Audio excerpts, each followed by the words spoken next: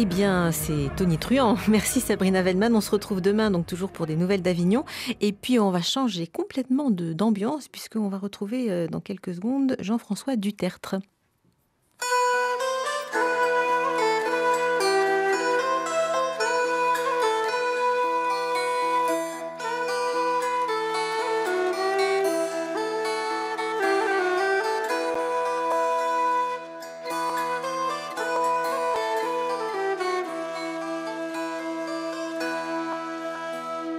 Ce sont les gars de Senneville, ah ce sont de bons enfants. Ils ont fait faire un navire pour aller au Havre Blanc.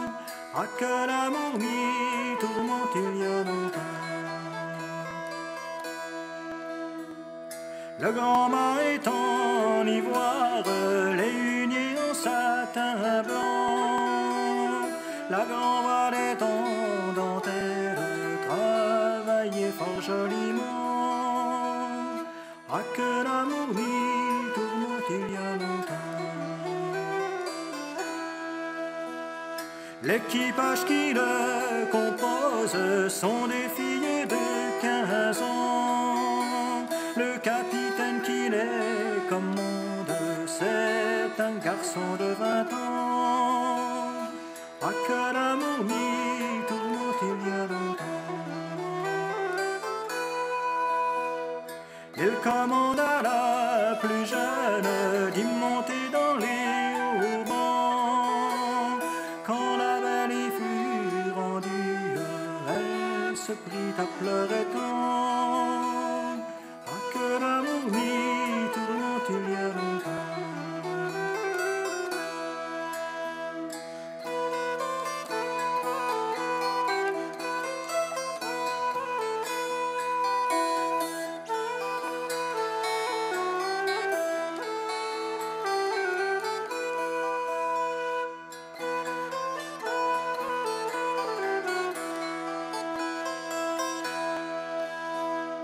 Je ne pleure ni père, ni mère, ni aucun de mes parents. Mais je pleure un capitaine qui est parti sur les grands bancs. Ah que l'amour m'y tourmente il y a longtemps.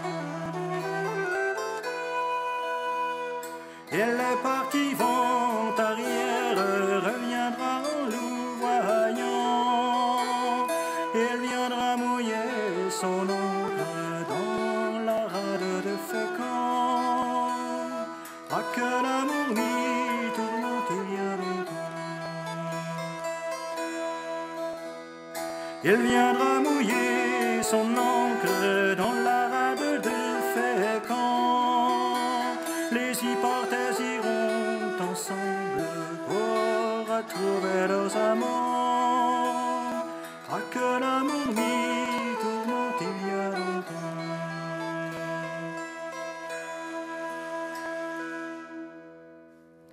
Un navire merveilleux qui nous emporte sur les ailes du vent avec la vie à la roue et l'épinette des Vosges que Jean-François Dutertre joue. Jean-François Dutertre est avec nous ce matin, c'est notre maître sonneur. Bonjour Jean-François Dutertre. Bonjour. Bonjour. Alors, on est charmé par votre voix très douce, pleine de tendresse. Vous êtes chanteur, mais vous êtes aussi donc joueur d'épinette et de vielle à roue. Vous pouvez nous raconter un petit peu comment vous avez rencontré cet instrument et comment vous en jouez ? Alors l'épinette des Vosges, je l'ai rencontré il y a très longtemps. En fait, à l'origine, je m'intéressais à un équivalent américain, le dulcimer, qui est joué dans les Appalaches. Et puis un ami m'a dit, mais tu sais, il y a quelque chose qui est tout à fait pareil, qui existe dans les Vosges. Ah oui. Je suis parti dans les Vosges. Et j'ai rencontré une des dernières joueuses d'épinette au Val d'Ajol, dans une petite vallée entre la Franche-Comté et les Vosges, qui m'a... Alors c'était compliqué parce qu'elle venait de perdre son mari, elle ne jouait pas beaucoup, mais elle a quand même essayé de nous montrer comment elle jouait. Donc elle nous a initiés au jeu de cet instrument qui est une petite cithare populaire. D'accord. Et alors c'est amusant parce que quand on entend épinette, on se dit tiens, ça doit être un peu grinçant, un peu comme... Eh ben non, pas du tout, c'est très doux, c'est très, très délicat finalement.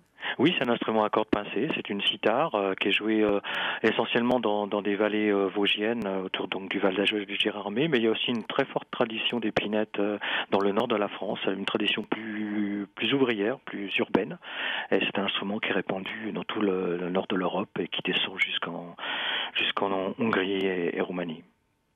Voilà, c'est équivalent. C'est un instrument assez répandu, très européen, mais on en trouve aussi en Asie. La belle est au jardin d'amour, c'est pour y passer la semaine. Son père et la cherche partout, son cher amant est bien en peine. Il fit la demande au berger, s'il l'avait vu qu'il nous l'enseigne. Berger, berger, n'as-tu point vu passer ici la beauté même?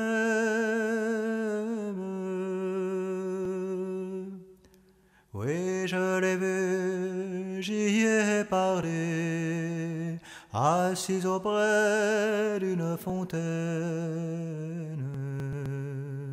tenant dans sa main un oiseau, à qui la belle contait ses peines.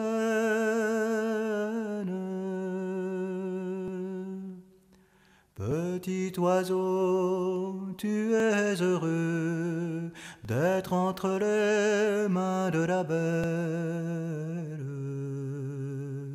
Car moi qui suis son amoureux, je n'ose à peine m'approcher d'elle.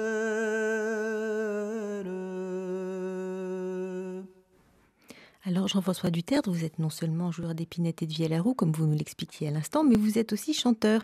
Et donc, vous avez, je crois, vous êtes passionné pour les musiques traditionnelles, particulièrement françaises. Vous pouvez nous raconter un peu cette histoire, cette rencontre, cette autre rencontre ? Oui, c'est vrai, mais ça fait très longtemps. Je suis passionné par la chanson traditionnelle francophone, qui est une chanson extrêmement riche. Là, on vient d'entendre une version qui vient de Normandie, d'une chanson qui est répandue un petit peu partout. Je suis parti assez tôt, dans les années fin des années 70 au Québec, pensant que là-bas on trouverait beaucoup de choses. C'est vrai qu'on a trouvé beaucoup de chansons, mais en fait on s'est aperçu qu'en France il y avait encore beaucoup de chanteurs. La chanson qu'on vient d'entendre a été recueillie dans les années 70. C'est une chanson extrêmement vivante, avec des milliers de versions. C'était un peu des mal-aimés ces chansons, non ? On avait l'impression qu'on allait les oublier, qu'on allait finir par les oublier. Oui, c'est vrai, ça a été repris de façon très importante dans les années 70. Dans ma région qui est la Normandie, on a fait une collecte. À partir de ces années-là, on a trouvé, et on continue d'en trouver, parce qu'il y a toujours des gens qui en retrouvent. C'est toujours pratiqué, c'est une chanson encore vivante. Et c'est moi ce que j'essaye de faire, c'est de la faire vivre. Non pas revivre, mais vivre. Justement, parce qu'elle n'a jamais cessé d'exister. Qu'est-ce qu'elle nous apporte aujourd'hui ? Des leçons, des témoignages, des... Oui, je pense que c'est des chansons qui ressemblent par moments, elles ont un côté poétique, c'est une forme de poésie populaire. Et puis elles ressemblent aussi parfois à certaines histoires, à des contes, à des rêves. C'est des choses qui, en fait, à travers un langage un peu particulier, racontent des choses universelles qui sont de toujours et d'aujourd'hui. Et alors, tout à l'heure, vous nous parliez donc de cette épinette des Vosges que vous avez trouvée dans le Val d'Ajol. Et je crois que vous composez aussi maintenant pour elle. Vous recréez finalement. Oui, c'est vrai qu'on a retrouvé beaucoup de joueurs, mais peu de répertoire. C'est pour ça que moi, je l'ai utilisé surtout pour accompagner la chanson. Mais pour relancer cette pratique, on a beaucoup composé pour l'instrument pour que les gens aient du répertoire à jouer et surtout essayer d'inventer avec cet instrument des choses nouvelles qui peut-être à l'origine n'étaient pas prévues mais qui lui donnent un intérêt et une couleur particulière. Alors on va se quitter, Jean-François Duterdre, en écoutant une de vos compositions pour laquelle j'ai eu un petit coup de cœur. Je vous avais composé, je crois, quelque chose qui s'appelle Sable Mouvement et c'était pour le Mont Saint-Michel. Oui, à l'origine c'était pour une musique de film, c'était une commande de l'UNESCO dans le cadre du grand programme pour le désensablement de la baie du Mont-Saint-Michel et j'avais composé ce morceau pour accompagner des très belles images de la baie du Mont-Saint-Michel. Alors merci à vous et bonne journée. Merci. Ah.